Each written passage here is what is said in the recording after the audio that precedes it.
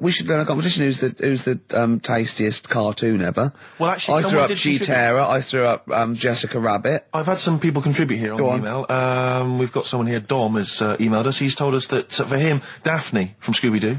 Yeah, popular choice. And obviously, this is one I've never quite understood. Wilma from the Flintstones. I've actually always felt that Wilma. I don't know. I just thought she was a bit. No, not Wilma. Homely. Betty, surely. Yeah, Betty. Well, this is what I'm hearing. Wilma. I mean, yeah, Betty, surely, but Wilma. No, I mean, she's quite homely.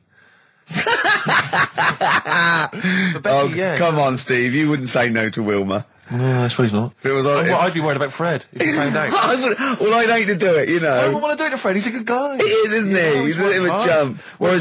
Whereas Barney, to be honest, I don't think he deserves Betty. Do they both work in the quarry?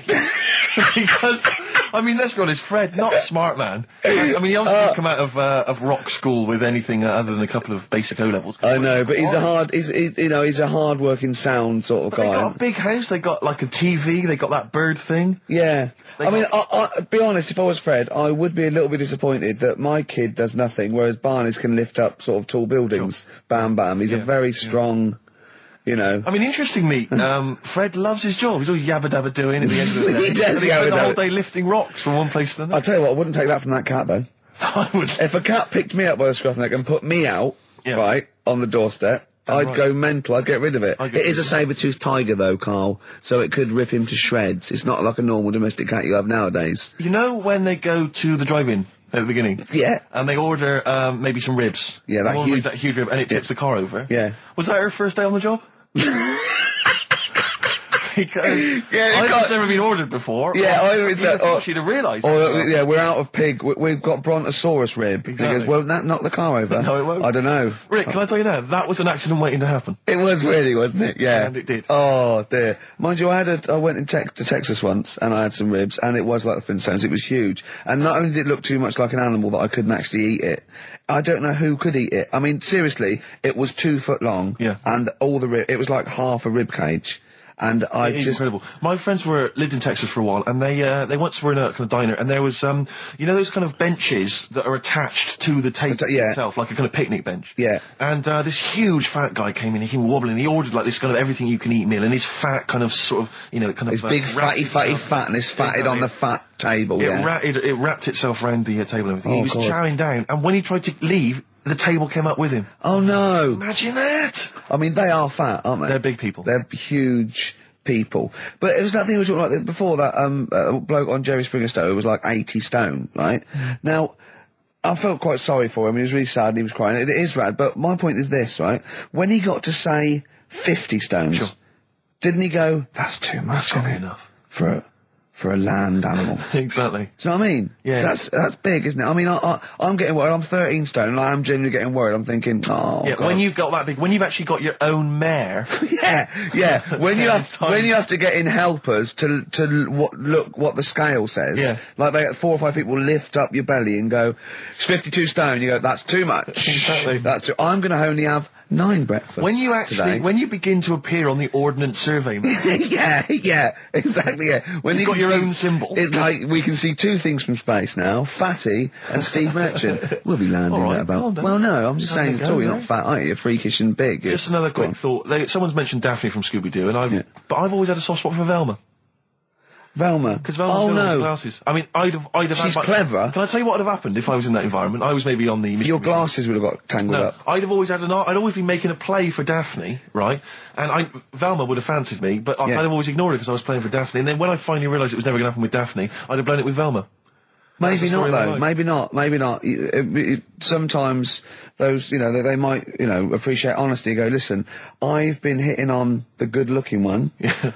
Oi, Four Eyes. Yeah. Do you fancy it, Chubbs? Exactly. Something like that. Let's be honest, is what you're saying. Well, yeah. I'm wondering, I don't mean to be libelous, but Velma, she was quite short, the glasses, the short hair. Lesbian. Hung around with the dog and lesbian. The bloke. I'm beginning to wonder if she was... Yeah, maybe. I was like, see, unfortunately, I said lesbian there, and you still carried on with your assessment of what it is to be a lesbian. It's bad enough doing the cliches of having short hair, but you said the dog. Yeah, well, she hangs around with a dog. So do lesbians do that? Well, have you seen some lesbians? They're right dogs. Good night. Have you seen what I've done there? You know what I've done there, Rick? Comedy award winning. Oh, God. the first cut is the deepest. Let's hear it, Rick. On this album as well is The Killing of George. You know, Georgie Part 1 and 2, remember? About the gay bloke. Georgie Boy was gay, I guess. His favourite song. Carl's favourite song, right? And I was going, oh yeah, I remember that, yeah. I said about, and I said, did not intend to take his life. He just pushed it when he gets mugged and killed. Do you know what he said? I was sitting outside, I was singing, he went, well, as I said, they go out too late. They go out too late? He meant gay people go out too late. He went, no, they do. I went, what do you mean? He said, well, they're always out, they go out when people are coming home. He said, if he'd have been in bed by 10, he'd still be alive today. That's a sobering lesson. And he went, Carl. there's one that works here and he's shattered every Monday. Oh, if you're gay and you're listening, just be in bed earlier. Yeah. When sensible people go out. Yeah. You're right, we're not on the continent, Carl. If you're gay and you're not in bed by 10, go home. Yeah. I don't get it. Now, right, okay, it's the film review. Carl, you just tell it from the heart. Tell us what you thought about the film, what you thought the... Can I just ask, is this the first time you'd seen Gladiator? You'd never seen it before? No. Okay. And what were your thoughts? Okay. The film review. Gladiator. It's alright. Nothing great. It's like an old, sort of an old version of Rocky done in the olden days, really. Right. A bloke fighting other people. Sure. How sort of well known is the story? Do you reckon people know the basics? Well, just very quickly, just do the plot. Quickly. There's a guy called Max. Maximus, yeah. Yeah. There's Caesar, and there's Caesar's kid, and Max goes to war, sort of wins it, comes back. Caesar says, you're good at what you do. I wish my son was as good as you. So I want you to be in charge when I die. His kid finds out, a bit annoyed about it, kills his dad, because he don't want anyone to hear that he said that he wants him to be in charge. Yeah. So his kid gets in charge and thinks, I'll show you. You're not going to be king, I am. You're going to be a slave or something. And then... next thing you see is... Sorry, can I just stop there? My only thought is the film's 3 hours long, so maybe we shouldn't go through the whole plot. We've done the first 10 minutes, but go on. So, yeah, he's a slave and then... Yeah, but then, that was an interesting bit that I thought, right? I mean, I was watching this with a girlfriend, she was already annoyed because she wanted to watch Friends on E4. Okay. Yeah. It was a good episode as well this week. Was it? Yeah. Don't tell her that. Okay. Right, so she was annoyed and she said, come on then, put it on. And I got it wrong straight away because it says on the back 149, so I thought that was an hour and 49 minutes. It turned out it was 149. No, I thought it was 1 hour 49. Yeah. But it was 149 minutes. Sure. So it overran anyway. By 40 minutes. Yeah. So anyway, the interesting bit was where he was going across the desert on a horse. And I think to show you how long he'd been going across the desert on his horse, he's showing you a shot of the horse's knees and they were bleeding. And I just wondered whether that's what horses do if they run for a long time. Do you know? I don't. Good. Right, so anyway, so he goes on, he keeps going on like this. He's a slave, and then he has a fight at the end with the Caesar's kid, and he kills him. And that's how it ended. Okay, good. What did you think of it? Just generally, what bits... what do you think was wrong with it? Right, well, I've read up on it, and there's already a fact that is wrong. Right. Caesar's kid, he didn't actually kill his dad. His dad died of a natural death. Right, in real life, you mean? Yeah. Okay. And, what's Caesar's kid's name? Comedian or something? I think it's comedian, yeah. Yeah. That's where the name comes from. When a funny person is called a comedian. He didn't actually get killed in real life by Max. No. He died by his sister poisoning him, and he didn't die. No. Are you saying that this is not a historical document? It's wrong.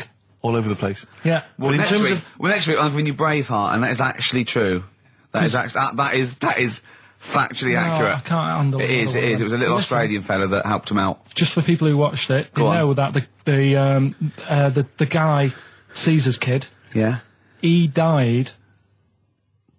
His sister tried to poison him. That didn't work. Apparently, he was a gay fella, and his boyfriend, who was a wrestler, strangled him. Where did you get this information? On the internet. I thought I'd look it up to see how much of it I actually got right. Yes. and that's what I read. Okay, so out of 10? 5. Really? Yeah. Okay. It's no good. I wouldn't get it out. It's annoying the way it says, like, you know, this film's got to be seen at the cinema, because I saw it at home and I don't think I missed out on anything. Very good point. I think that's probably the point they're making, but yours is valid too. We'll play a record, and after that I'm going to ask you about Rasputin, the Mad Monk. Go on then. When things like that happen, right, you know, you've been told not to mention it. Yeah. And you're like a little kid. Yeah. And once things are in your head, yeah, it's difficult not to mention it. I mean, when I was a kid, yeah, right, yeah. my mum's sister Hazel, right, was seeing another bloke. It's weird because she's a lesbian now. That's really weird. That must have been an interesting Christmas. But anyway, she was seeing this bloke, and he looked like Ken Dodd, apparently. He looked like Ken Dodd. Looked like Ken Dodd. So people said, don't mention it because it gets on his nerves when you like meet him and you go, oh god, you look like Ken Dodd. So I said, all right, his name's Will or whatever. And I was introduced to him. First thing I said, nice to meet you, Ken. Did you do it as a joke, or did you? No, because you know when you know that he's like, I'm not allowed to say that. I can't say that. I mustn't say that. Can't. And then I saw him. I thought, Jesus, does look like him. It just came out. Was it Doddy who turned her into a lesbo? Do you think? Well, he wasn't a good-looking bloke, so possibly. She started going out with Esther Ranson then, which is weird. Out of the frying pan. What was the story with the lesbianism then? How did she announce that to everyone? What age was she when she realised? Well, I mean, we're not a close family, do you know what I mean? We're not a sort of family who keeps in touch with everyone. And I think my mum called her up one Christmas and sort of said, you know, how's the Diddy men? Yeah, how's Nutty Ash? And she said, oh, no, I don't do that anymore. I'm knocking about with Sandra or whatever. Right. And it was like, oh, right. Not big butch Sandra with the big earrings and the skinhead. He used to live down the road from you. I don't know. He used to get Doc Martens wholesale. That's Sandra. All right. Well, I'm going to be kicking some ass today because I'm going to be shamelessly self-indulgent. And we've only got 2 shows to go. So I'm playing some of the most beauteous tunes in the world. And I was just telling Carl, lined up a Simon & Garfunkel track, Only Living Boy in New York. He went, why is he the only living boy in New York? I went, what? He went, what does that mean then? I went, I don't know. He went, well, what's it about? I said, I don't care. I said, it's lovely song. He went, no, what's it? I said, I don't go into that. Do it. I said, he went, I like a story. I said, like what? I said, killing of Georgie, no trickery. Killing of Georgie. I think we should play that at the last. It's good. I heard it the other day on Radio 2. It was cracking. It sounds like, well. It's really good. Tell them what it's about again. It's about little girl, gay fella. A little what? A little gay fella? Yeah. Right. Who, I haven't heard it for a bit, so it's all off memory, this. But, gay bloke. Is he from Scotland? I have no idea. But he's from somewhere where gays aren't liked. Okay. Right? No. No, he is. Georgie Boy was Gargates, nothing more than the kindest guy I ever knew, right? Now, all he did was, right, his father said, how can my son not be straight? Kicked him out. Right? Goes to America. Yeah, but you can handle all that. You can handle your dad not getting on with you if other people around you are into the same scene. Yeah. But he was like, he was left on his own. He didn't know what to do. Yeah. He was getting stressed out. Yeah. So he goes... And this was before. I mean, this is... when did this record come out? 77? 77, yeah, something like that. Right. And he's... During punk. Right. Oh, I see, yeah. So, you know, the village people had come along and made gay cool. Yeah. That had already happened. Yeah. But it wasn't respected. But he was watching the telly or something, and he saw that New York had loads of them over there, and they're all having a good time. Sure. No, sorry. At no point in the song does Rod Stewart say little gay Georgie was watching telly and saw loads of gays in New York. At no point in that song. No, but this is what I like about that song. You sort of picture what's going on. You make it up. Yeah. Okay, so the little gay fella was watching telly, and there was presumably the and now from New York, the gay show.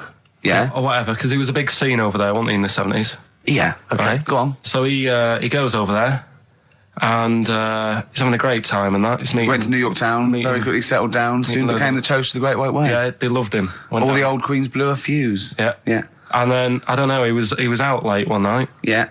And he's walking home. Yeah. And gets attacked, gets killed, and he's lying in the... They didn't intend to take his life, they just pushed their luck a little too far that night. Yeah, you see? So...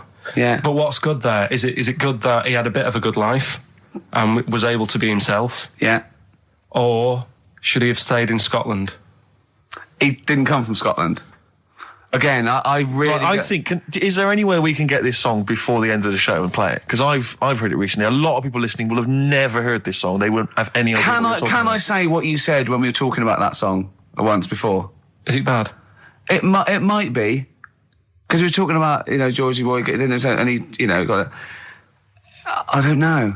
What? It's when you said... Well, no, it's a fact. I don't think if... Well, he said, so it's looking at Georgie, he gets out, dies, right? He goes, well, they do go out late. I know. Gay people I go know out a few late. gay people, and they start to party late on. That's why in Soho, right? Girlfriend got in a cab, right? Suzanne was in a cab, and the cab driver was taking her to an early start, right? She works at the BBC. Yeah. Early start, 4 a.m. It was going down. It was mental in Soho at 4 a.m. Yeah. They were all still like starting the night out. How do you know they're gay? It's Soho, isn't it? Fair enough. Okay. Play a track. I'd love to be able to try and dig this out. Yeah, we will. This is Simon & Garfunkel, The Only Living Boy in New York. It's lovely. When I went to the BAFTAs with you, and I wasn't really enjoying it, you were like... What? No, You you are didn't such tell us an this. ungrateful... There are so many You're people. like a little charity case. You're like... Oh, I had God. chicks queuing up Yeah. around the block. You'd wanting usually come. have to... I know, but I someone told like you you. would have to write to Jim or Fix It or Esther Ranson to get them to meet us sort of people. And now it's on your doorstep. I'm amazed that you didn't enjoy it. Why didn't you God. enjoy it? You got to walk down the red carpet. You went in. There was George Best, one of your footballing heroes, was there. A load of other big names. You sat there in prime position. You came backstage with a load of other big names. Hey, you had a lovely bit of You were grub. filming this thing for the DVD you were making. That's you, a cameraman on our DVD. And yet you think, now you look grumpy because you had a couple of pints and you... I can't believe So it. tell us why you didn't enjoy it, because the ceremony, what didn't you enjoy about that? It was interminable, wasn't it? Far too long. Wasn't it awful? 3 So boring. hours. I thought you were going to say something. Really? Sorry. 3 hours. Yeah. I mean, I suppose for you two, at least, you were going to get something. Sure. Yeah. But with me, it's like... I mean, I've never graduated or anything, so... Have you not?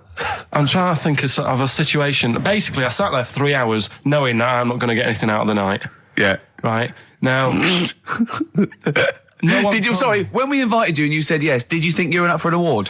No, but I thought we were going to be sat round tables having a nice bit of food, whilst people are going up there winning awards. Yeah. But 3 hours of the same thing over and over again. I mean, if a film's 3 hours in the cinema, you go, well, it's long, but I wonder how it's going to end. Yeah. But this was just like the same thing over and over again. Some guy going up, thanks a lot, cheers for the bit of brass. And then going down, sitting down, the same thing over and over again. Honestly, right? I'd say it was one of the worst things I've ever had to do. Lincoln, I enjoyed the night afterwards when we did have a bit of lamb and a nice bit of veg and that. That was all right, and I went home and I was happy, and I got the little freebie bag that you're talking about that we're giving away. Yeah. Which wasn't much good stuff in it. Oh, all right. Right. No, What would you have done on that Saturday night? Suzanne What said- would you have done or the Sunday night rather? What would you have done had you been at home? I would have stayed in with Suzanne, right? Watching telly, having a nice bit of pate on toast or something, cup of tea, watching 24. But instead, I had to buy an expensive suit so I didn't show you up, right? Yeah. How much did you spend on your suit? Well, in total, right, because, the shoes and the suit and the shirt and the tie, it was about 600 quid. That's the most expensive evening ever. And that's what I'm saying to you. And the daft thing is, it's dark in there. I don't know why you've got to wear a nice suit. You can't wear a tracksuit, for goodness sake. It's dark in there. No, just the shirt and that. It doesn't make you a better person wearing a suit. No, doesn't Do make you you know a what I better mean? person. No. We're not claiming it made you a better person. No, but that annoyed me. Yeah. I mean, it was an experience, innit? That's why I went, because you think, if I didn't go, if I would have said to you when you invited me, no, Steve, I don't want to go, then I would have never known, right? Yeah. And that's my sort of thing in life, right? If something comes up, you should take it, even if you're not going to like it. It's a bit of an experience. Right. Do you know what he said to me? I phoned him up because we had to meet up, and obviously he had to pose as my gay lover. Yeah. To get in, right? Yeah. He phoned me, you said something to me like, I bought a suit, I'm looking good. He said, I'm looking good. People will think, how on earth did he end up with that good-looking guy? So he got into the role. That was what he said to me. He started getting into it. Such an insight. Play a record. I just must say that we've had an email from Daryl Foss. Lots of people have emailed in and said, well done on the BAFTAs and well done on your Room 101. They really liked that. Thank you. There's one guy, and it's Daryl says, Ricky, has your dad only got one D-Mob suit? Because I don't know if you noticed, but Ricky wears the same suit every single time he appears on TV because he spent a fortune on it getting it tailor-made. I've only got one. It's a good suit, and I he wears it know. all the time. And it's winter as well. It's like a pure wool, so I'm sweating everywhere I go. Anyway, usually it's too much cheese. I won't be buying another. Huh? I won't be buying another one. Ever. Yeah, that's it. Yeah. Suzanne told me today, right, because I've handed it in today to have the trousers turned up a bit. Why? Because it was a bit of a bodge job for the night. Yeah. Right. It was just some pins sort of holding it up the other night, but you didn't notice, and I didn't tell you because I thought you'd be getting on the stage and saying, "Look at that freak over there with his pants hemmed up." But I took it to the place to get it done. Suzanne tells me that I'm going to start shrinking now and getting to that age where you start going smaller. I love that must have been a revelation to you and a worry. Like, how small do you get? How small do you get? Oh, Don't what are we know, playing yeah. now? I thought we'd have a bit of Marley music. Marley music. Oh, Okay, go on. well, All right. there's going to be a bit of a change, isn't there? Yes, that's absolutely right, Rick. Normally we would end the decided show, obviously, with just- a song for the ladies. But because it's sort of Karl's penultimate show, and we're going to play one of his favourite tracks, what are you going to... Yeah, I just thought we could play this. It is obviously the Killing of Georgie By Rod Stewart. by Rod Stewart, and this is a song for the gays. See, his father took it as a sort of personal slight, but you can't help it, it's not you his know. fault. And as he said, you know, it's just gay. It doesn't make him a nasty person. Not at all. Are you enjoying this, Karl? Yeah, but I'm not gay. No evidence of him being Scottish. No, but When he says they blew a fuse, if they're not electricians, they mean and it's not a euphemism either. Oh, I'm worried. I'm a bit edgy. He's out late. I know. And he's taken a shortcut, which is mental. Not in New York City. Yeah. He doesn't know the area. He's from Scotland. I bet it was them that were screaming. I'm suddenly worried. This isn't a true story, is it? Who knows? If it is, we don't know that. Just want to say that we're not... Oh, well, that'd be terrible. see, how come you think this might be a true story? I just got suddenly worried then. No, but how can this be a true story? But the bloke jumping out of a window and hearing his phone ringing. No, because Rod Stewart, I just suddenly thought, what if he's written a song about this and this bloke did actually exist and was killed? Then I started panicking. Yeah. I don't think it is it? I'm almost certain it's not. Okay. Is that it then? Is that it? Then we got to pack up and go home. Yeah? Well, I think we've enjoyed ourselves. Oh, I've loved it. I've loved every minute of it. Karl.Pilkington@xfm.co.uk for your suggestions as to what you're willing to swap for the signed bag. See you next week. Bye. Karl, what was that? That was your little song with a story, That's wasn't another little feature that we do every Saturday. Little So make song. sure you tune in. It's a song that's got a good story in it. There's a lot of music about these What's days. that story about then? What's that story You about? don't know what they're going on about. Whereas that classic from the Kinks called Lola. Yeah, what's it about? I'd listened to it for the first time properly this morning. Yeah. And what I've worked out from it is a fella who goes out for a normal Saturday night out. He's in Soho. Yeah. He's having a Coca-Cola or whatever. And Cherry-Cola, yeah. he sees this woman. He thinks, oh, she's all right. Won't mind a bit of that. So he wanders over, and he sort of gets talking to her. He looks at her. She's got a great figure, nice face, and all that. Lovely knob. And she speaks, and he goes, "Oh God." Got a bit of a bloke's voice. Yeah. Got a bit of a voice like a bloke. But he thought, but, you know, that's her only down point. Sure. So he dances around with her, and I think he sits on his knee, I think he said. Yeah. Anyway, it turns out it's a fella. Yeah. Right. So, A sobering lesson. Yeah. What do you take from that? look, always sort of, if you think you might be talking to a bloke in drag. just look at his sort of Adam's apple. And he'll probably have a hairier arse than a woman. Yeah, I think you've gone too far then, though. I think you're already getting too close. It's a bit late to pull out. No pun intended, definitely. There was a pun intended. Oh, was it? Alright, was it? Yes. Alright, okay, we don't be disgusting then. Right, okay, right, the results of, We ain't got a winner for the first time. Yes, we have. We've We've got done this loads. feature for... We've got loads of winners. No, we haven't. We've done this feature for 3 weeks. This is the first time I've managed to sort of... What? Well, let's go through them then. what have they got wrong? The first one. The first one? What was The first one, the the first one. hang on, let's do them in reverse order first. So what's the last one? The last one, the clue was That bloke does sport on the telly, and he's got a little kid. What's that? That's Destiny's Child. Des, who does ITV Sport, that's has got terrible, a Tiny's man. Child, right? No, that's fine. They got that. Okay, Destiny's Child. Des- What's the one? Des What's the middle one? Right, the middle one. Right. Child. The second one was he doesn't like women. Yeah, he's got a couple of kids. That's a bit weird. Yeah. Right. That was PD. That was Puff Daddy. That is offensive. Go on. But it's not Puff Daddy. It's Puff Daddy. And he's not even called that anymore. He's called P. Diddy. Well, Okay, fair enough. but they got that one. yeah. And if I'm being tight, these lot are as well. Yeah. Yeah.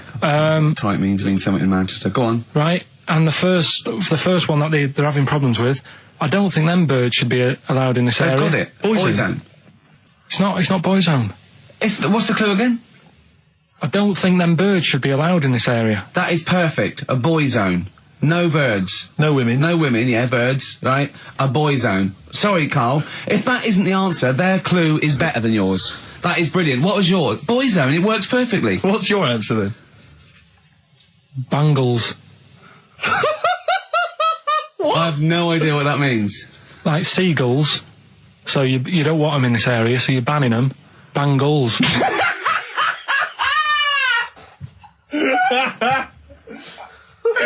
Oh! Well, give it to boy zone, because boy zone's better. Don't use birds to be allowed in this area, it's a boy I think zone. we should have a rollover. Carl beat them. Carl beat them. You have to use his logic, But surely. theirs works. You can't do what am I thinking. No, that's not what I'm thinking. It perfectly. It works perfectly. I think you've got to give it to the ones that got the boy zone. Well, how about, right, because they didn't actually get into my head and my Well, way of thinking, heaven right? forbid. How about we just keep back the David Attenborough, and they can have, I'll chuck in the Hellraiser, right? Okay. And Blondie album and the Madness Yeah, one. okay. Pick a winner at random. Pick a winner, Steve. I'm going to give it to Paul Sloman, who got those answers, and he also says, P.S. Carl, you're a moron. So, I'm giving that to Paul, and good luck to him. Right, well, He's got a crazy night tonight. If we can rush these over to him, he's got a cracking Saturday night. well, if I'm a moron, I might get your address wrong when I send them to you. Oh, Coming right back at you, Paul. Yes. Right, John, play your song. Is this what we Oh, almost Carl's done? annoyed because Wow, they he's didn't get wild. banned goals. A song for the ladies. I think we seem to have missed this a lot of weeks, but there's Sure. just, I've been wanting to play this It's for not like ages. us to forget things like that. This is a band, Frente, who kind of came and went and no one yeah. was particularly interested, but they did this lovely acoustic version of the New Order tune, Bizarre Love Triangle, Oh, and right. this just shows you how incredible the melodies and the words and everything are. Brilliant, I'm a fan. New Order, just play this. Good night. Songs for the Bye-bye. ladies. Is this Bye. in the week? Do you reckon Richard Anderson will be back next week? Yeah, Richard Anderson will not miss this show. Kids, they know too much now. Yeah. You Compared to you, yeah. Despair. I know, right? Yeah. Listen to this one, right? Go on. My dad had me niece in the car, right, running her to school one day, and she was in the back of the car with a mate, and they were chatting away about stuff like kids do.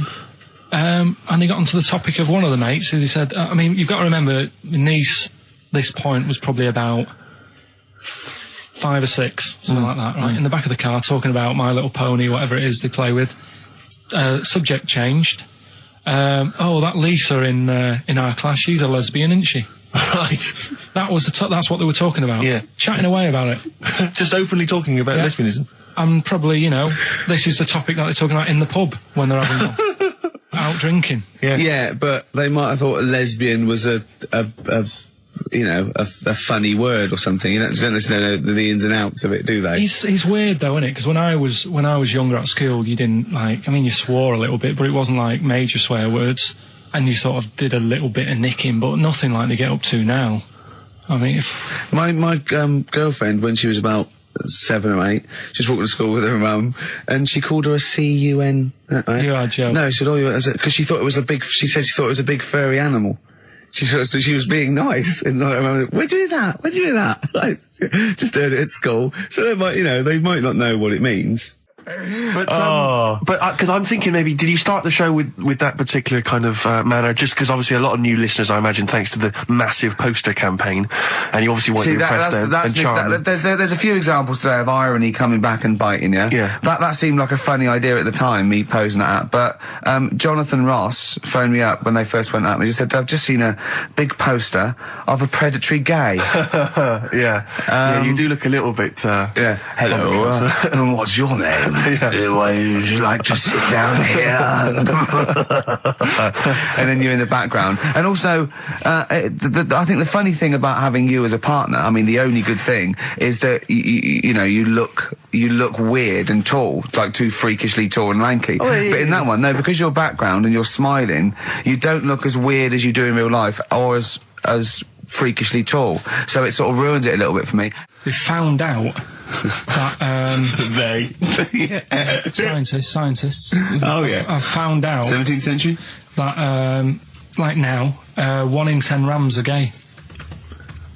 1 in 10 rams are gay. Yeah. Yeah. So that was like wallet. That's how I could get that in. They got a load of gay and straight rams. Right.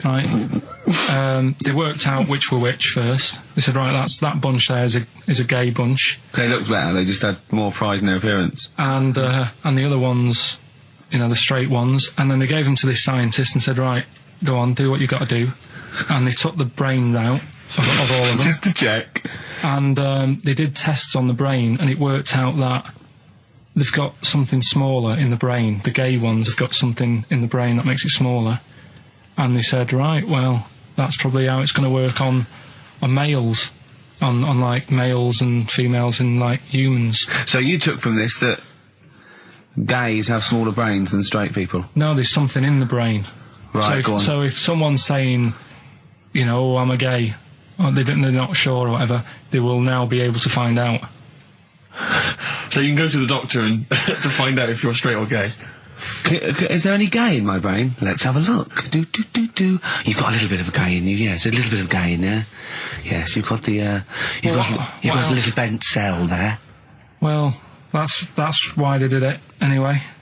I don't understand how they could differentiate which was straight and which were gay to begin with, before they then gave it to the scientist. Wasn't that what the scientists figured out? How could they tell? There's one theory that it's genetically determined. There is one. There is a theory that's genetically determined, but I don't think it's as easy as pulling a sheep's brain apart and finding a little pink sort of like blob in there and going, right, we've taken the guy out and now he's going to go and shag some ewes. I don't think it's that straightforward. Although homosexuality does occur at a similar sort of rate in animals, I think. Yeah.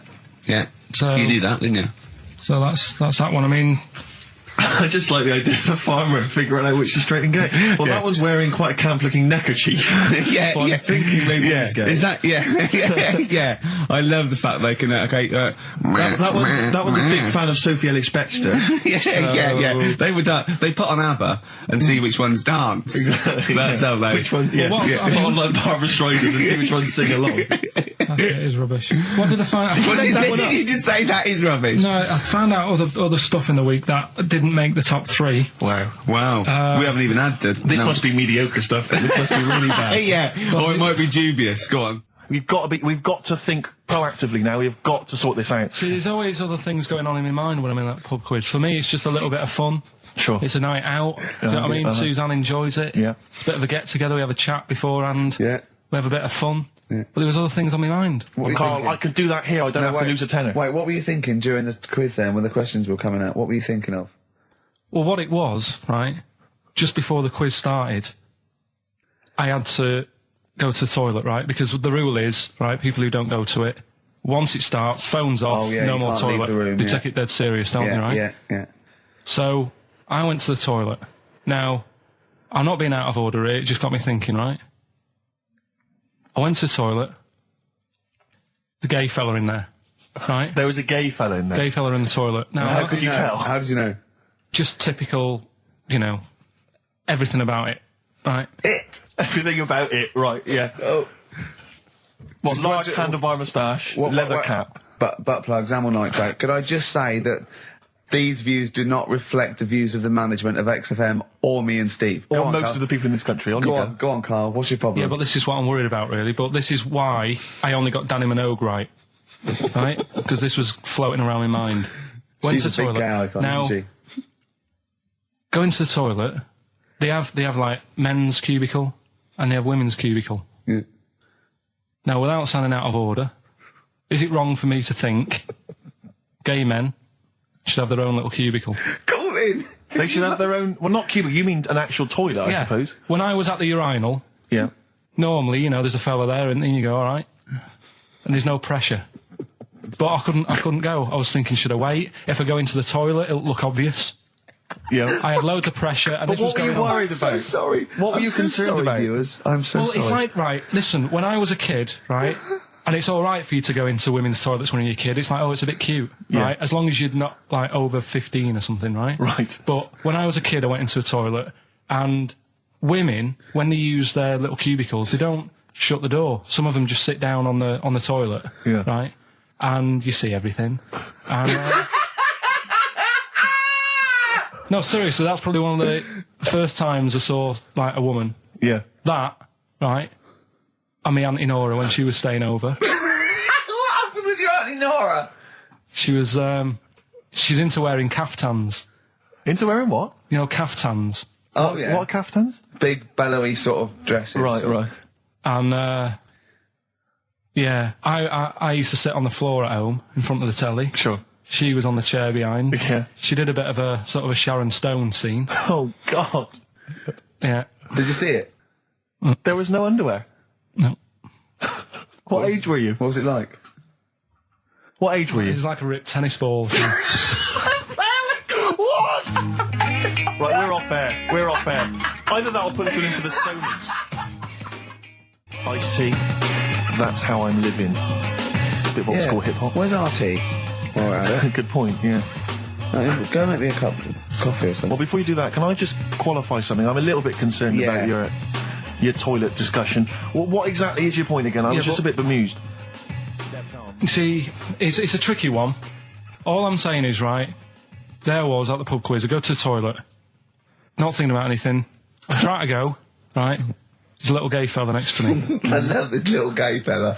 Now, the weird thing is, there's nothing stopping him having a little glance, right, because he's allowed in the fella's toilet. Yeah. Now, I'm not allowed to go into the woman's toilet and have a little look round. Right. So all I'm saying is, should they have another toilet area? What, for gay people? Yeah. And so this would be gay men and lesbians? Is that going to complicate things? I mean, I can only assume. I mean, to what point? That's your question, right? If you're intimidated, that's a shame. But you know, most gay men aren't looking at your knob. You know that. What do you mean? I can only say that 99.9% of gay men who use a urinal standing next to what they assume is a heterosexual man aren't looking at his knob. What they're doing then? They're emptying their bladder. No, but the thing is, I can't talk politics with Carl. you're saying, like, you know, about would you have one toilet for lesbian women and gay fellas, right?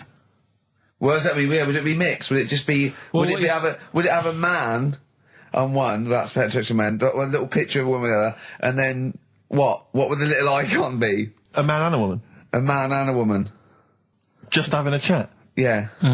In pink and dot But lines. you couldn't mix them because then what would happen is you'd get people who are going, oh, I'll play up to this a bit, What, pretend to be gay? and yeah, you know, sort of grow a moustache and shave their head. And pretend to be a lesbian. Right. Yeah. So, well, I see. So, you know, people pretending to be gay so they could go in and have a look at the lesbians. Yeah. Right. So that would mean that we need 4 cubicles now, would we? Yeah, no, this is fine. 4 cubicles. So every pub How now... many toilets do we need at Every the pub's moment? now got 4 toilets. Oh, Carl, bisexuals. Yeah. Now, interesting. Bisexuals. How many toilets do we need now? Call the council. Do you use any? Huh? No. No, because they're interested in everything, aren't they? Because the little bisexual fellow will be looking at your knob. Right, with them, What you do, you just have a door, you open it, and there's one urinal there, so you can't get a queue. They have to sort of wait. I just thought that, well, why can't there just be a thing between the urinals so no one can look at anyone else's knob? Wait a minute. Just to go back to Ricky's point, what stops, even if we've got the toilet for gay men, what stops the gay men who want to have a look at your willy going in the regular toilet and pretending that they're straight? Most men don't wear gay across their head. Exactly. They don't have a tattoo. There's no branding yet in the British House where they have to declare. So we're going to have to expand this. What So we've all got to carry identity Do you know cards. you can see a gay, can you? Coming a mile off. No? No, I'll just hold it in next time. No. Can you tell gay men? Do you know a gay man? I'd say probably if you did if you lined some people up and said point them out, I reckon I'd get. But hold on, we're not talking about people dressed in leather with the arse cut out and an handlebar moustache. Yeah. We're talking about the everyday non-seen. Of course. Yeah, but I mean, suppose I put you in a room and there was 10 naked men, right? Yeah. And there's 5 gay men and 5 hetero. Could you walk along that line looking at those gay... Am I naked? No, you don't have to be naked. Why would you have to be naked? To catch them out. Play a record! How would you catch them out? No, don't go into it. Don't go into it. Play a record. I'm miserable now. Would you share a toilet with Morrissey? From Manchester, you'd have a lot to talk about, wouldn't you? Yeah. We've had an email, Rick, from Jim, and he's just simply said, what about a separate cubicle for bald Mancunians? Wow. Makes a lot of sense. Yeah. You just have your own toilet. I'm Ricky Gervais, with me, Steve Merchant and Karl Pilkington, and a few new characters, Steve. I can't believe As that. you said, I know you love Moyles and his sort of wacky stuff, and Chris Moore, Edmonds, one of the greats, one of the and greats. Edmonds, and just all Edmonds. well, I'm going to go along the same sort of vein. I've come up with a couple of. Can I show you one? I'm excited. Okay. Well, it always starts with a sort of doorbell. Okay. So it goes, ding dong. I go, oh no, hold on, Steve, hold on, Karl. Who's that at the door? Yeah. Hello. Oh, hello. Oh, look, it's Camp David, the right queer gay. Oh, hello, you look all gay today. Is that because it's nice weather? Oh, no, that's not what it means. Oh, have you got a girlfriend, Camp David, the right queer gay? No, but I've got a boyfriend. Oh, bye. Right. So there you go. We'll be hearing more from Camp David, the right queer gay, and Holy Fuck the Funny Little Chinaman. What? All right, Karl. Yeah. Is that your sort of humour? It might not be your sort of humour. You just should have run it past me before you did it. Yeah. What one are you worried about in particular? The not Camp David. Well, say his name. No. Say his name. Which one? Well, I don't know which one you mean. The Chinese fella. I forget who that was. What was his name? I can't remember. Well, if you can't remember, it can't be that good, so we'll leave it. We won't do it again. Right? Oh, ding dong. Hang Who's on, that? who's this? Oh, hello. Oh, look, it's David Gray, the bent piano player. Oh. All right. I thought it was going to be Columbo. That would have been a joy. Ding dong. My wife loves you. No. Hello. Oh, I don't believe it. Look who's turned up, can't Karl. believe it. The weird thing is, Steve, right, that is like what I imagine Ricky's house being like when people are ringing the bell. Because they're all so different. It's got a little... He's obsessed with all my friends being slightly different to each other. I've never understood it. He goes, there's no thread. There's no thread to them. All my mates have got a thread running through them. I was in literally after they walk out of the home. Yeah. But what do you mean my friends all different? Well, that could be... It wouldn't surprise me if I was round there and the bell went, and I said, do you want me to get it? And he said, yeah, and I opened it, and it's, what, holy fuck? holy, yeah, he's at the door, right? And then I'd say he's busy, close the door, bell would go again, then you got the little gay fella. David Gray. Yeah. And then, do you know what I mean? Yeah. Not really, no. Because he's met some of my friends and he looks at them in a weird way. I mean, some of them are weird. Years ago, husbands weren't allowed to sort of clout the wife with anything. What was it like in the past? I know, You yeah. couldn't clout your missus. With anything wider than your thumb. The stick had to be the same, no bigger than your thumb. I know, So I was a thinking bit- so a big Robin bloke- could do no damage if he went out with anyone. Although his is wide, he's got a little thumb like a little knob, isn't it? It's like it's truncated because it starts off normal. It looks like he's had his big toes put on his hands. Does he have to drink a pint with 2 hands? Yeah. And he's dropping stuff all the time. Can I just go back to the rule of thumb thing, though? The idea, what date was this? I'm not asking Karl, I'm looking at Ricky, because you're not going to have any idea, Karl. It's just going to be the past. Yeah. But I like the idea that... I think it's the same sort of day where, I don't know, you got hung for being homosexual and you could shoot a I just love Welshman. the idea that there's blokes beating their wives with shovels, logs of wood, and someone's gone, hang on a minute, everyone, Hold on, this is wait crazy. a minute. Let's have a look at your thumbs. Wait What can we do? Wait a minute. We've got to have some kind of rule here. I'm all for beating your wife, but let's have some kind of rule. Let's give him a sporting chance, surely. He goes, well, I'll tell you what about you can hit her with the width of your thumb? And the wife goes, make it the width of his knob. I go, no. He no. slaps her again. Yeah. Width of your thumb. All right. Better? Yeah. You're wrong. Ding dong. Oh, here you are. Oh, it's a fat fella with lipstick. Hello. You're giving away a lot of. I mean, that you're an enigma, Karl. I wouldn't give away your workings. I mean, because then everyone will be able to do it. And what you've got now is a gift that people can't really tap into. Do you know what I mean? See, that's what Lenny Henry and Chris Miles' mistake. See, I've sort of worked out how they do their comedy, and I'm doing it now. Sure. Do you see what I mean? Now that I'm doing. I think the only way that people would start to be able to replicate a lot of what Karl does is if maybe they had a severe blow to the head, or they were diving and they came up to the surface too quickly. Ding dong! Oh, I'd like a severe blow. Oh, get lost, David.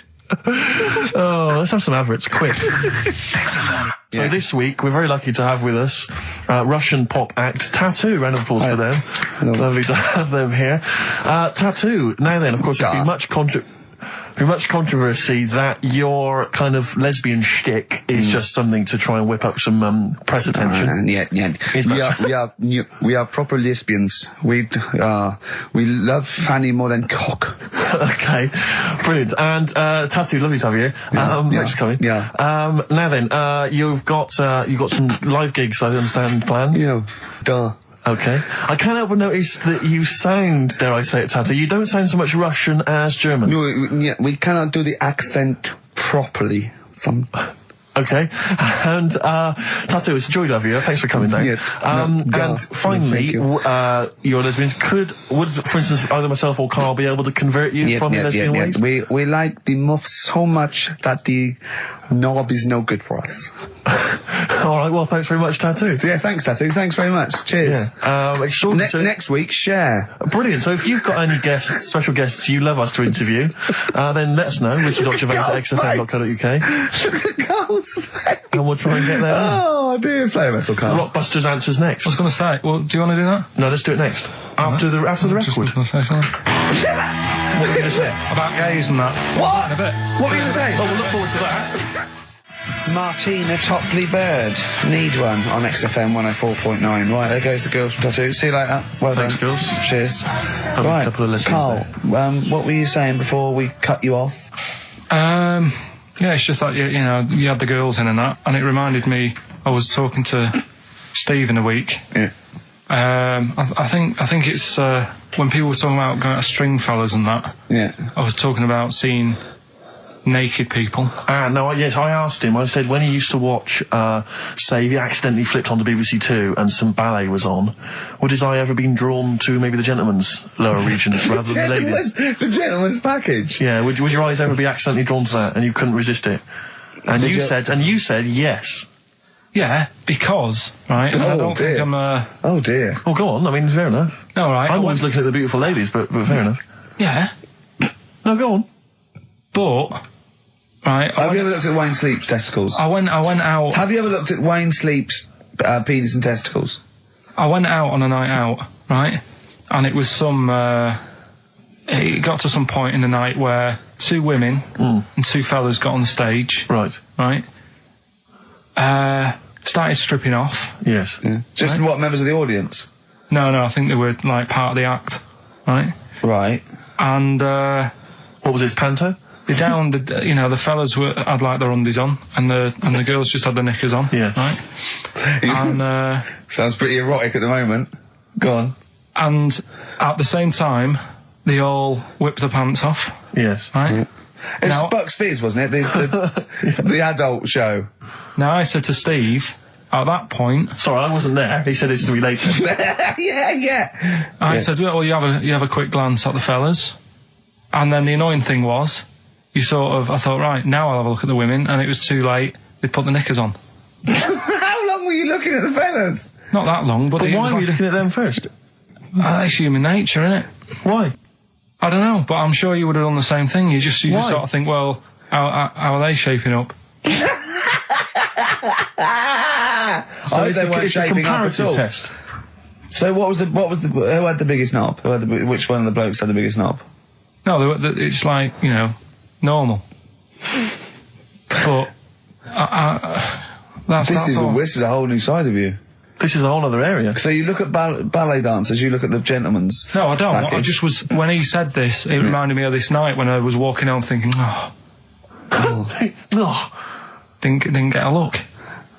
Because I was messing Where up. was this? What event was this where people are stripping off? Carl, I tell you what, you are the most interesting man I've ever met. But are you comfortable being nude and that? We've done this. Well, I don't know what this is. We did this last week about, are you comfortable being nude? No, I know, I was talking you're about probably that. most comfortable being nude. It's just probably not in public. Well, Ricky's only really comfortable nude when he's eating. yeah. There's nothing to get, Yeah, you can just wipe spilt on yourself it. down. Yeah, you just sit in the bath, yeah. No, but I talked about that, and then when I went home, I was talking to Suzanne about it, and she said, "What's all that about? You don't like being nude, right?" And I said, well, it's not. It's like I'm part of an Alan Bennett play. It's just, I love the way you talk. Remember once, right? I don't know if I should talk about this really, but Well, that means you should, so go on. Go on.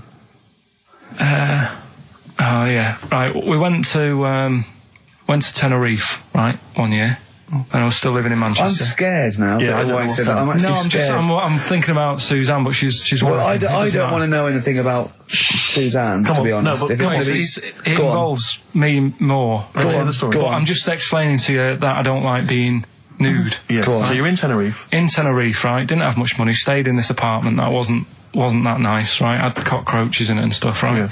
Didn't have much money to go out at night. So we're in this sort of death trap of an apartment, right? Uh-huh. Anyway, so when I was younger, right, had a bit more energy. So He's 30. 80, I know. so start having it away a bit. It's a joy. Beautiful. It's so, good, yeah. I'm going to hit it away. I love it. Go on. Right, so, doing what I do, right? Yeah. Someone starts banging on the door. So Suzanne Everyone's says, at it. Right, so you mean knocking on the door? Right, okay. knocking on the door, right? So Suzanne said, you better get it. So I said, I can't get it now, can I? I'll have to wait a bit. Right? I can't go to the door. Go on. So the banging's getting louder. Yeah. Someone at the door. Yeah. And she's like, hurry up, it must be important. I'm like, in a minute. So anyway. I don't want to know anymore. No, come on, finish the story. Open the door. It's a fireman.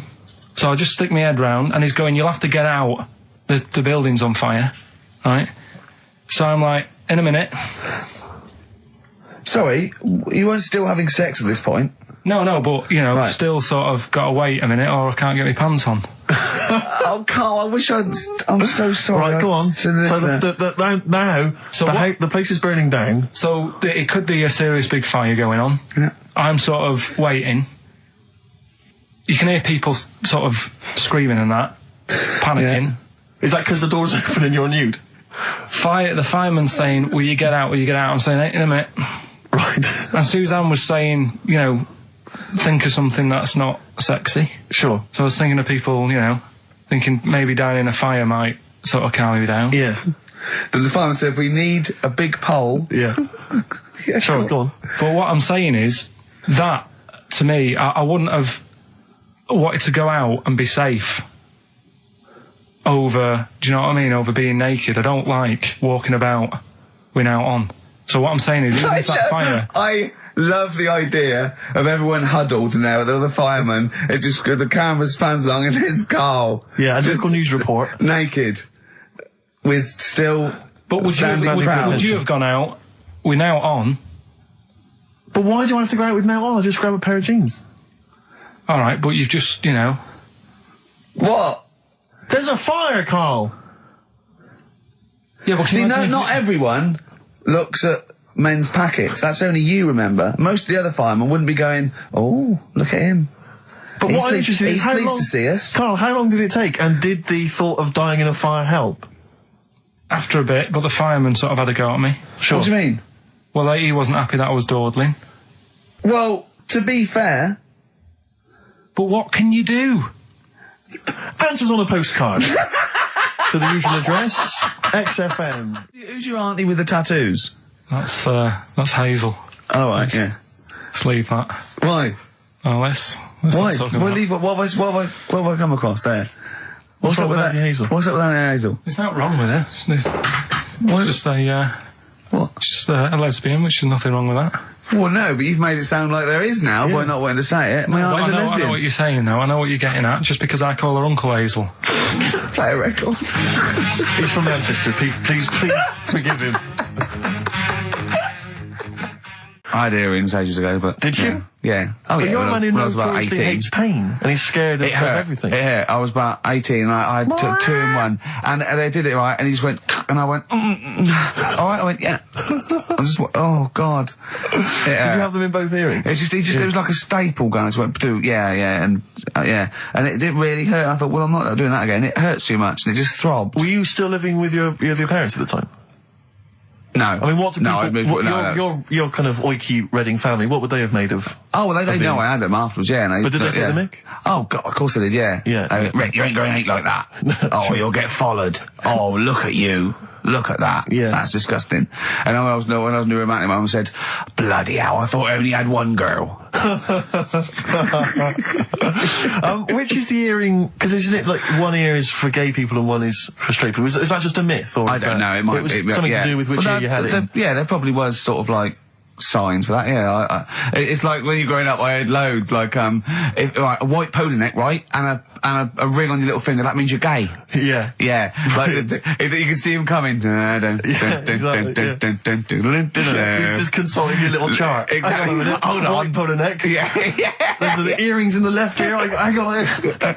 I don't know where I am. Wasn't there that thing that the famous cover of Born Bruce to Run? Springsteen? Yeah. Well, you didn't know the handkerchief. Yeah, it was the handkerchief in the right hand pocket. Dominant and was. Yeah, I don't know. But, where is this information? I wouldn't have known that. I might have gone around, with, if it was hot weather, something to mop my brow, I wouldn't have known that. Can't the gay people kind of notify us? Can't we have some kind of website or something we can check out? Do you still go to that pub with all those sort of like butch blokes? Lovely guys. With the moustaches and, yeah. The caps, great guys. A lot of them are firemen, a lot of them are like traffic cops. Great people. You know what I mean? Fascinating you know you're safe in there. Yeah, also, there's no women to... It's like you're just having a great time with the lads. And there's nothing... It's just brilliant. Playing pool stripped to your waist. Yeah, I know, yeah. I can talk. Oh, my back's to that. So, now coming up the Verve, after that, an amusing link about gay handkerchiefs. Oh, really? Looking forward to this. 104.9 XFM. You alright? This is Karl, producer of Ricky Gervais and Steve Merchant. They're not about today. Ricky's on holiday. Steve couldn't be bothered. So I'm left here with all the DATs. That's a digital audio tape of all the shows they've done since they've been here over the last, I don't know, year and a half or something. So we'll play you some of the best bits. Alright, so here's the first bit. I've said in the past to you, Rick, that my grandparents, so I love them dearly, but it's like for the last 30 years they've been waiting to die. I know. It's like they just sort of, it's like, the novelty wore off of life. Life in the 50s. Yeah, they got kind of bored of it. Life, in the 40s it was brilliant. All sat around the old Joanna's, the bombs fell, singing. They loved that. The 50s, that was great as well, because that was the post-war years. It was, it was a bit tight in the pocket, but it was all right. Everyone pulled together. And then the 60s came along, all the crazy music, the funny hair. Let's stay in bed. Exactly. They basically stayed in bed. And it was one Christmas when my grandmother said to my dad, what do you like for Christmas? What do you fancy for Christmas? And this must have been, I don't know, 20 years ago. She said, what do you fancy for Christmas, Ron? And he went, well, I could do with a nice big kind of warm winter overcoat. She said, don't worry about that. Don't worry about that, because your father will be dead soon. It's right, you can have his. Meaning my granddad. Well, to be honest with you, my father's still waiting. which is good news. Good news for my grandfather. Less good news for my dad. Freezing. He's freezing. He's freezing. He finds out, how is he today? He's fine. Oh, okay. Oh, I'm freezing. It is such a weird mindset, that. I think that, to me, is what sums up people from that older generation, the 40s and 50s. And it seems to me that you've got that kind of mindset. It's like you were born in the 30s. And whenever you talk of your childhood, it's like you had like a baked potato to take to school. And a hoop and a stick is a Christmas gift. The other thing is, I think that that sort of generation, it seems that the man is dependent on the woman. There's a total dependence. Oh, absolutely, If she dies, he's done. Yes. He's done for. It just pine away. If he dies, she's got 30 years of pottering. Absolutely, yeah. Do you know what I mean? And going to, like, you know, the youth club and the church. I know what you mean, yeah. It's sort of like that. It's sad. Of course, it's sad for them, but it's not the end of their life. No, sure. And it sort of is the other way around. I don't know why that is. Yeah. It's terrible. That's a little melancholy thought for. I know. I've really brought it. You brought it down. You've brought it down. I've brought it. This isn't a nice show at all. This is terrible. Well, we're going to have really people just killing themselves. What? Right, you ready then? So, just in case you haven't heard it before, I'll give you some initials of a band or an artist. We're not doing Rockbusters now, are we? Yeah, I thought, well, we've just... Oh, no, we keep that going. Then we got... I love educating Ricky. That's my favourite thing now. Well, what do you want to do, Steve? I mean, let's hear the clues. It's just like he's sort of bigged up the prizes. And so this is only by email. Give the email address out now for people to write it down now, Karl. Right, it's ricky.gervais@xfm.co.uk. ricky.gervais@xfm.co.uk. Only entries on email. Yeah. You're going to get 3 clues. You've got to get them all right. And you win all the stuff. You win all those prizes you said. Okay, Karl, go on then. Right, and just a quick example. One of the first ones we did, it was like AK, and the clue was exploding pet, and it was atomic kitten, right? Yeah. So you understand how it works now. These are your clues. The first one, that army has got some nice trenches. That army has got some nice trenches. Excellent. Yeah. And the initials there are DW. Do you write some of the questions for 15 to 1? Go on. So that army has got some similar phrasing. Trenches. Okay. Okay. The second one. What are the initials there, Karl, on that person? DW. DW. Yeah. Right. The second one. The top of them curtains are all wrecked. All the materials all worn. He acts it out, though. We've got to get him on telly. We have got to get him on telly, because his little face and his gestures. That's the second one. The initials being HV. Okay. The top of those curtains are wrecked. All the materials all worn out. Right. HV. And the final one, here's the final clue. I was in Texas the other week, right? I tripped and landed on my knees in a puddle. What's the initials? WH for that one. So I was in Texas, I tripped up, landed on my knees in a puddle. So that's WH. Incredible. You've got it! Is it great? It's fantastic! It's decimal. Okay, time me during the record. Do you remember you're playing for these compilation albums? We got the Fatboy Slim DVD, Linda Green on VHS, and of course Executive Decision starring Kurt Russell as well. Oh God! So, Steve, do you want to pick a winner? I've got a winner when you give us the answers. Okay, so the first clue was that army has got some nice trenches. Yeah. That was DW. Who's that? Dandy Warhols. That's brilliant. That's brilliant. All right. That's good, yeah. The second one, the top of them curtains are wrecked. All the material is worn. Yeah. HV. That's Holly Valance. Oh, he got a phone call for a woman saying I haven't heard it, and he was talking to her off air, and she went, what is it? So-and-so said them curtains. She went, oh right. He said, you know the thing around the top of the curtain is a palmet, not a valance, and he went, cut her off. Yeah, but my auntie's always making balances on everything. I'll tell you about that next week, right? I'm looking forward to that. Right. Is this the one that farted for 5 minutes? Yeah, the very same. Yeah. Right? So we'll talk about that.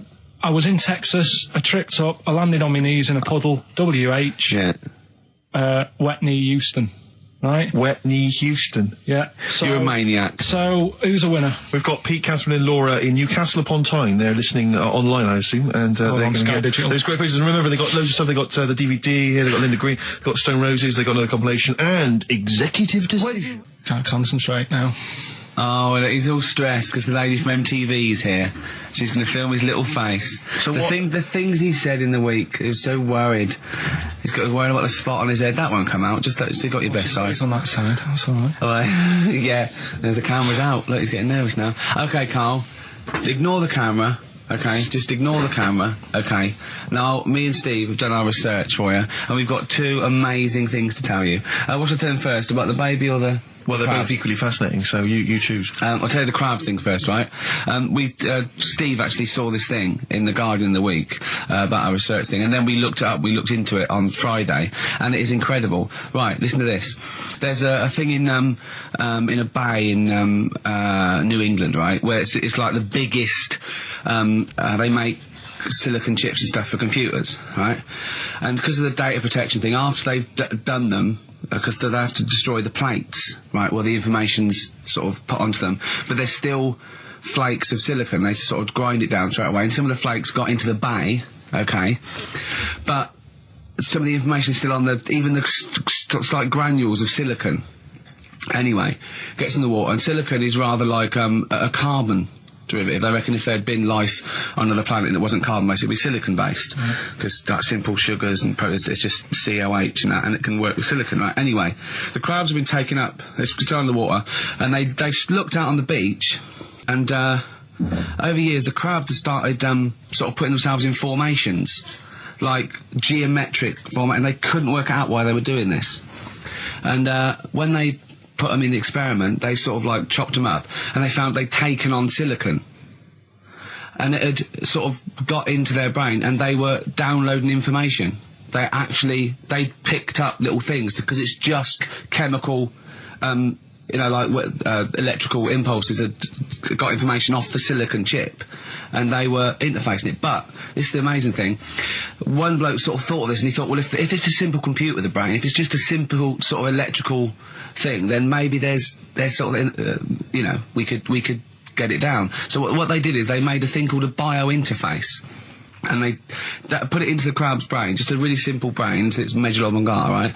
And it got impulses from it, and they were getting like computer readers, so just flashes of like symbols and geometric things right on this screen to read the crab's brain, and it was stuff like fragments of a. What made them do this in the first place? Because they saw the crabs behaving differently. They were behaving differently to each other. They were just like they were, intelligent, and they were sort of solving problems and all this sort of stuff. Anyway, when they downloaded the thing, it was like they found one of the secretary's names where it had been on the silicon chip, where it was just like a flash of a computer screen. But the most amazing thing is, they downloaded a memory, right? It was like a snapshot where it had been burnt onto the retina of the crab, just a snapshot of something, and it was like a picture of the beach, like a couple of years ago, right? And they also did, incredible, it was like just a digital black and white sort of thing, so they could see what the crab had seen. Amazing. Jeez. Amazing. So intelligent crabs. What are they doing with them now, then? Super brain. Well, they think this is the upshot. They think they could use it as spy crabs, because they could get these crabs. Also, the other thing is, as generations went on, right? So they put a crab in the sea or something, right? Lots of crabs in, and then as generations went on, a newborn crab, they downloaded the memory, and it had the memories of its great all together. It had every memory that any crab had been related to it beforehand, because it passed it on. It just passed it on. So not even ones that had been eating the silicon stuff. Yeah, no. These are just like ones that have had kids. Yeah, and they've got like. And they know so you'd know everything. Your everything right the way back. So would that work if we ate silicon? Well, I suppose so. So what are they going to? Well, they can use them for all sorts of things, though. I mean, that's what's incredible. I mean, I don't know how you train it particularly. I don't know, it'd be quite tricky to train, but I'm assuming if they can do it that way, then presumably they can give it like certain silicon information, which they can then plant in it, if you like, within its sort of food. Also, if you could get them onto enemy beaches, you'd have like 1,000 digital cameras just taking around. You could get Osama bin Laden or someone. They don't understand the information they've got. No, they don't know they're doing it. They just download them. So it's not like you could torture them and they won't be able to sort of give you the information, because they wouldn't know what information they had, because they're just. But the first crab they downloaded, they just kept seeing the same picture of a big crab feeding it, which they. Really? Yeah. Wow. That's what, like its mother crab or something? Yeah. Just memories of it as a child. But they're not in colour, presumably. No, Because it's all in black and white. It's just a digital camera because it's just they don't see in black and white, so it's just like a I don't know. I think it's burnt onto the retina or something. And the only one that they kept were the ones they saw a lot of the time. Well, I mean, in a way, some of the educating Ricky I've got for you today is on the similar lines. Right. Oh, you've got to be impressed by that. You've got to be impressed by that. That's pretty good. I mean, I'm interested to see, you know, what they do. What the crab developments are. But yeah, no, that's pretty good. Yeah. But I mean, amazing. Yeah. Amazing. Well, just digest that information, because that's not even the most impressive one we found. I think it is. I suppose it's pretty impressive, but the next one's maybe more shocking. Okay, right. Well, let's play a tune, and Ricky's got another extraordinary fact. 4.9, I'm Ricky Gervais, with me Stephen Merchant. It's the best of. You've been voting in all week, sending your emails, so here's the clips that you wanted. Wu-Tang Clan and Gravel Pit, we love that, don't we? I love it, yeah. Yeah, Classic track. We're talking about embarrassing stories and stuff, and I don't know if I've told this on the radio before. Have I told you, Karl? I'm not sure. But this was when I was working at the BBC. This is not even long ago, and I'd moved to London, and I was fairly new in London. And I was working at the BBC, and I had this BBC hire car, and I've never told it. If there's anyone listening who works for the BBC, I don't know if I can still get in trouble for it. But this BBC hire car, and it was like I'd been ferrying kind of actors and people and production people around all day in this car. And I was driving back, it was quite late, it was about sort of 7 or 8, and I was driving back, and I pulled in to get some petrol to fill up the car every day. And I went into this garage to fill up some petrol, and I was there, and these two blokes came in a white van, right? They pulled into the forecourt, and I was filling up the car, and they went, "Hey, do you want to buy a couple of speakers?" And I said, "Yes, I do." Yeah. Because, I'll tell you the reason, it was like I was so flattered that they thought I'd be the kind of bloke who would, A, need some kind of classy speakers, and B, would like to buy them on the sly. Do you know what I mean? Yeah. I thought, they like the They've seen me. They've seen I look a bit of a hustler. Exactly. Yeah. I'm a street sort of guy. You can see by the way I use my walk. Exactly. Yeah. So I couldn't believe my luck. So they drove behind the garage, the little sort of garage bit